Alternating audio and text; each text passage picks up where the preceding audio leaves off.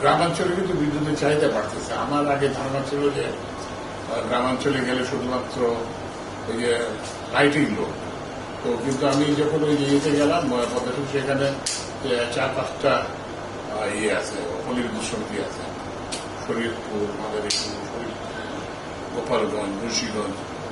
তো ওদের সঙ্গে কথা বলে যেটা জানা গেল যে এখন গ্রামেও ঘরে ঘরে কি বলে ফ্রিজ, ঘরে ঘরে এসি।